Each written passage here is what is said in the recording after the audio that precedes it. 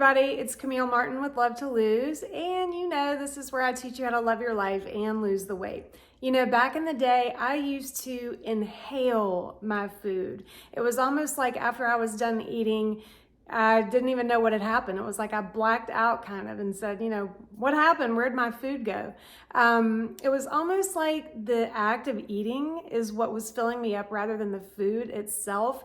And it was a huge problem for me, not just because I was eating way too much food, but because I felt really out of control. I felt like I was unable to just stop eating so much and eating so fast. And eating like this is a hallmark of emotional eating, and I was an emotional eater and still sometimes struggle with this very thing.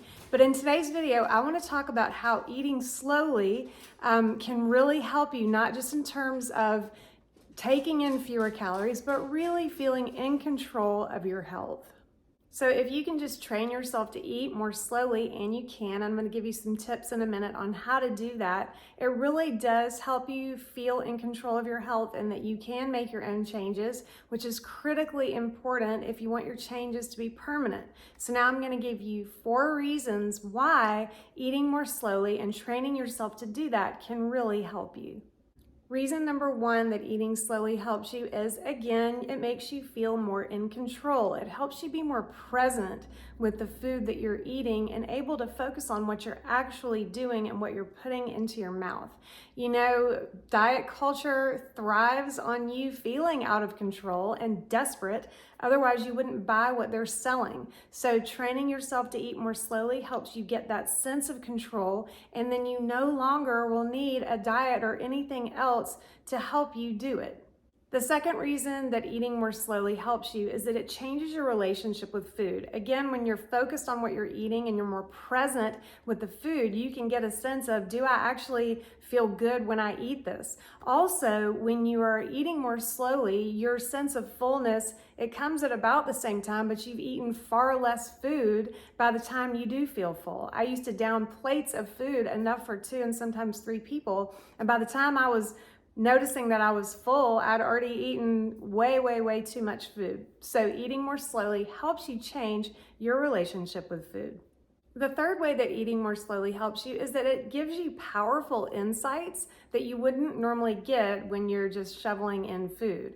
And what I mean by that is that the insights that come with being present and fully conscious of what you're doing really can help you, and then you take that information to the future when you're making other choices. So, like I said a minute ago, noticing that you can feel full with less food is a really big insight that helps you in the future when you're eating and you're noticing that I don't really need this much food to feel full. So it helps you get that insight. Other insights, again, are, does this food actually make me feel good? Do I feel heavy or sluggish or like jacked up on sugar and then having a crash?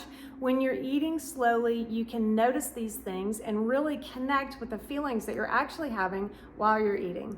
And the fourth reason that eating slowly helps you, and this is probably my favorite, is that it makes you feel confident. When you actually are slowing down to eat and you feel in control around your food and when you're eating rather than out of control, you feel so confident. I remember when I was training myself to do this, I really felt like, wow, I can do this. I'm not a loser or weak or worthless or have no willpower. I'm actually in control of this, and being in control is half the battle won.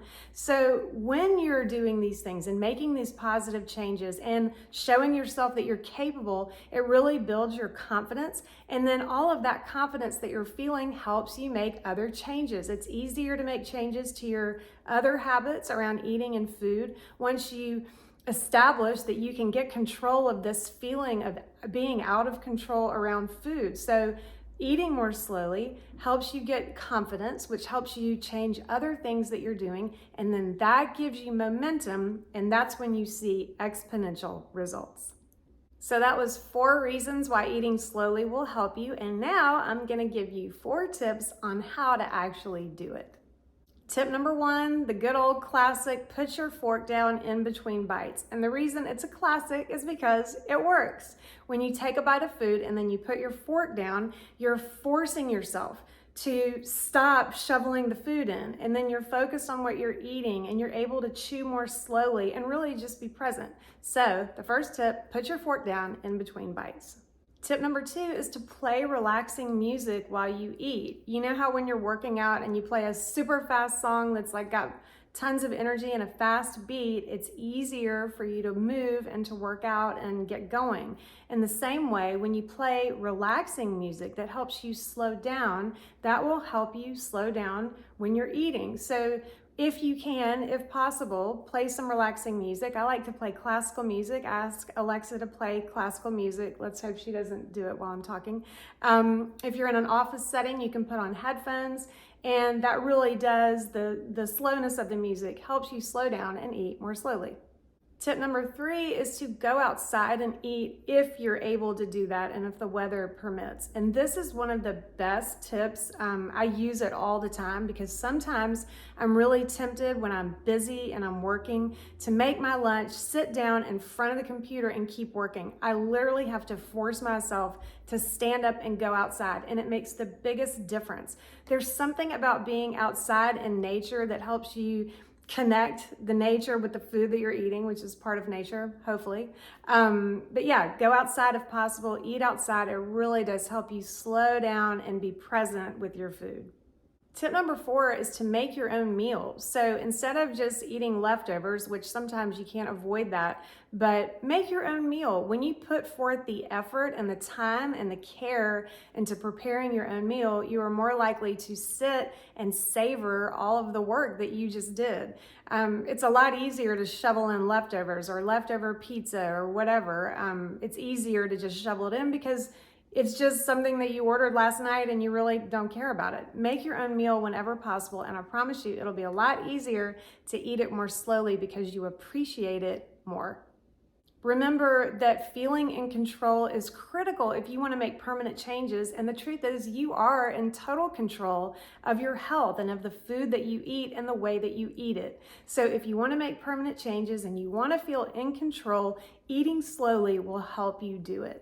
I hope you liked this video. If you did, please hit like and leave a comment if you want to let me know what you found useful about these tips. If you want to share it with a friend, I would love for you to do that too. And make sure to head to my website at CamilleMartinRD.com if you're not already signed up to get my weekly newsletter so you can get tips, inspiration, and motivation on your weight loss journey.